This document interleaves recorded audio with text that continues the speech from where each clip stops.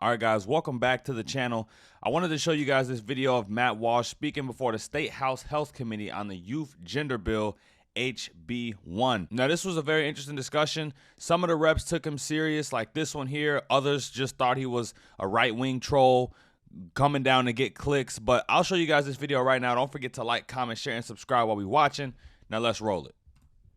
I've read some of the stuff that you've done, and I was wondering, can you speak to the statistics of mental health and suicidal tendencies for the people who have gone through transition and for people who have not? In your studies, from what I've read, can you speak to that? Mr. Walsh, you recognize. Sure. Well, the claim that doing the chemical castration drugs or surgery or hormonal intervention, the claim that this prevents suicide or has positive psychological effects down the line is utterly, totally baseless. There are no credible long-term studies that bear that out. And one of the reasons for that is that there couldn't possibly be any credible long-term studies because we've never done this to kids on this scale ever before in history. So this current, shall we say, crop of children, they are the guinea pigs. This is all experimental. We're sort of trying it out on them to see if it works. Now, they have attempted a few times to do studies, and the interesting thing is that the World Professional Association of Transgender Health, WPATH, which is a radical far-left pro-trans organization, they commissioned a study to try to prove that that hormones and puberty blockers decrease suicide rates among trans-identified youth. And even in their own study, they found that they couldn't prove it. They couldn't make that link because it's just not possible to do. The other thing I would mention too is that the number of trans-identified youth has skyrocketed in recent years. We're talking about exponential 10x, 20x growth. Just huge numbers have increased. And what we hear from the pro-trans side is that, well, this is not a social contagion. It's just that, there's always been this many trans people. It's just that they were not in an affirming environment before in history, and so they couldn't come out. And now, for the first time, trans people have the ability to live their truth, so to speak. Well, if that's the case, and there have always been these sort of like millions of trans people, and if it's also true that if we don't affirm them, that it would cause them to commit suicide, then we should be able to look back in history and find just this unbroken, incredible epidemic of children mysteriously killing themselves because they weren't being affirmed as trans. And what you find is that that didn't exist. I mean, the youth suicide rate has increased exponentially alongside trans affirmation. So trans affirmation causes the suicide rate, not the other way around. The last thing I'll note is that the suicide rate among trans-identified people is sky high. It remains sky high. All the data shows this. It remains sky high even after surgery. And in fact, in the most reliable data that we have, it's years after surgery when suicidality is the highest for trans-identified people. That's the reality. Chairman Peston, you good? Okay. Now, Matt Walsh made some great points there that I want to highlight. The claim that there has always been this large, vast amount of, transgender children amongst us, and they are just now finally coming out because there's more gender-affirming care and it's becoming more socially accepted. Well, if that was the case, then we would have seen the same number of children killing themselves because of the other claim that they make, that the suicide rate goes up when there is less affirming care and when there's less social acceptance of this issue.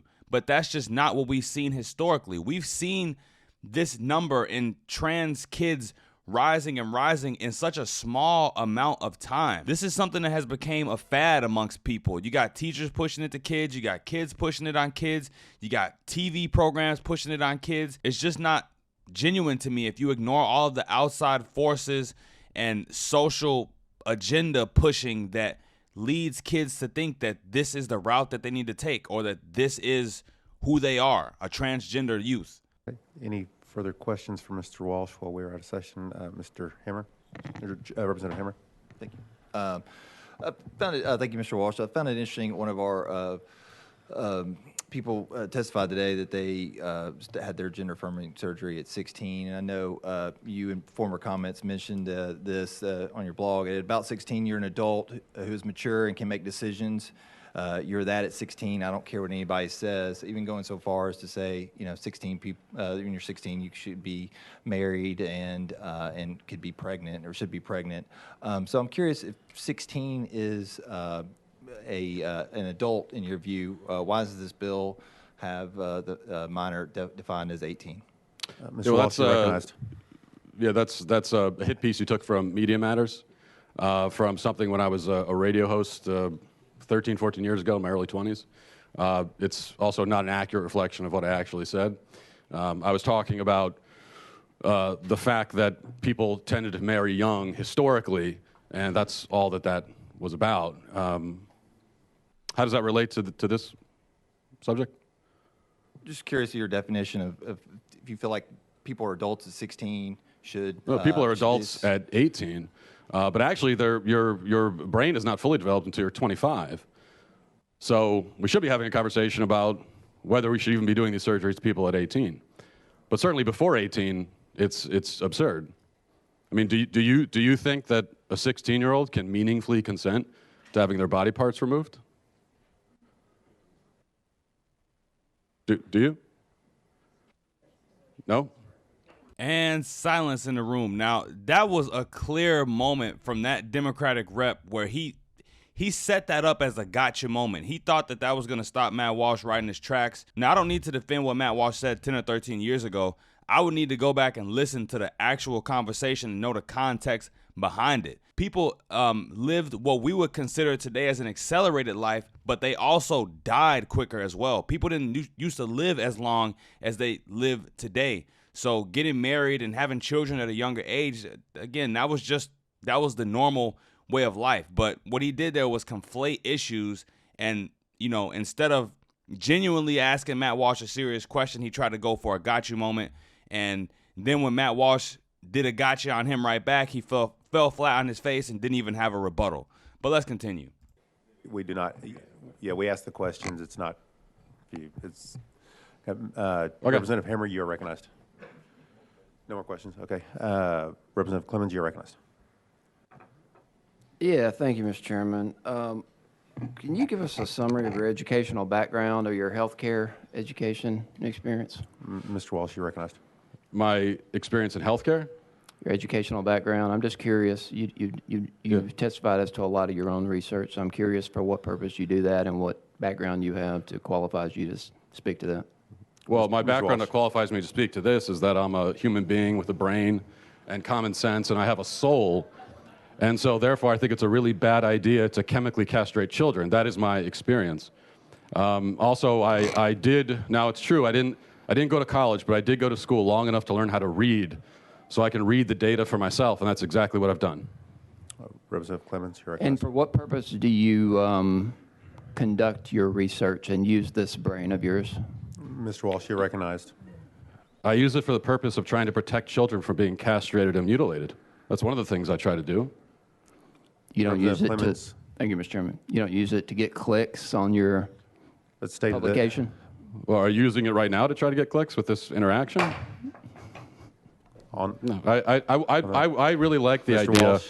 of getting of drawing attention to the fact that this is happening to children. I know you seem to find it very amusing. I don't. If you see that something is wrong or atrocious, why do you need a long list of credentials to speak on it? If I see that crime is out of control and crime is increasing in my city or in my town, do I need a long list of credentials to speak on that? All that pretty much was an attempt to make Matt Walsh's opinion seem illegitimate because he isn't some gender-affirming doctor or something like that. He's been talking about this issue for a long time. He's done documentaries on it. He's spoken to people on his side and on the other side. So I would definitely say that he has some credibility to be able to speak about this issue or to at least be able to go to a committee and have an opinion. And he lives in Tennessee. But let's continue. Representative Clemens.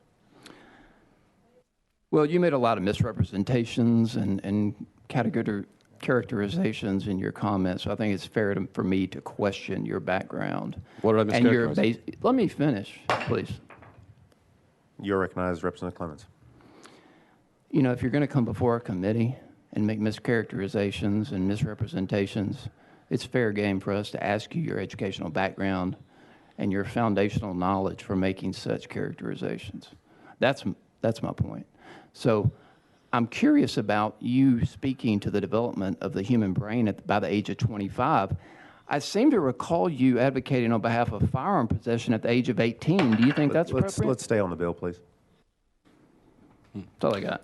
Okay. Yeah, well, can I respond to that? Representative Mitchell, you're recognized. I can't respond to what. Representative Mitchell is recognized. Thank you, Mr. Chairman. So, You can tell that Matt Walsh is making this guy very uncomfortable as the overseer of all this. I think your original article, blog post, or tweet, or whatever, kind of started this firestorm. So I'm trying to figure out, where we need to look for these surgeries, because I'm still trying to find, the surgeries, because, the sponsor of the bill last week, I kind of agreed with him. I said, we need to split this bill into two parts. I may agree with him on the surgery part, because I don't think it's happening. So, you seem to have started this, so I need your evidence of where these surgeries are occurring in Tennessee. Could you give me, places, times, maybe some names, or something that, Yeah. you know of? Mr. Walsh, you're recognized. My evidence is the healthcare provider's own words. I outlined Vanderbilt Health and their transgender care program, and the people that work for that program, their own words, talking about what they do, and talking about, for example, providing the chemical castration drugs to adolescent children. As far as surgeries, double mastectomies do happen, and the way that I know that they happen is that after I called attention to this program at Vanderbilt, they said that they were going to stop performing, they were going to put a pause on the program that performs these surgeries on minors. And so if you're pausing the program that performs surgeries on minors, then I'm going to assume that the program existed. Otherwise, you couldn't have paused it. So now, the exact number of kids who are being subjected to this, I don't know exactly. It's really hard to come up with those numbers, I think, because the people doing it aren't really proud of it, and there's not a lot of interest on their end to tell us. But I do think that, even one child being horrifically mutilated is too many. So I know that it's more than one, and that's reason enough to put a stop to this, I would say. All right, guys, and I'm going to stop it right here because this guy went on to talk, but Matt Walsh wasn't even able to give a response to the last statement that he made, and then after this, they moved on to another speaker. Now, I'm under the impression that Matt Walsh is someone who's very tapped into what's going on in America. Obviously, you can't know everything, but he speaks on these issues for a living, so he has to know what's going on. And I think he sees that it's a lot worse in other places, and he wants to prevent it from being something that is even widespread in the first place in Tennessee. And so that's why he speaks on this issue the way he does. Not enough people speak in plain old English and just call something wrong that's wrong. Call a spade a spade. And like I said, I don't think he wants to see this become something prevalent, or I don't think he wants to see this on the rise in Tennessee where he lives. Because like we do know, there hasn't been enough long-term studies on this for us to have any conclusions as to, this being a positive thing for these, troubled transgender kids. But that's it for the video, you guys. Let me know what you thought about this in the comments down below. Don't forget to like, comment, share, and subscribe on your way out the door. Until next time, I'm out. Peace.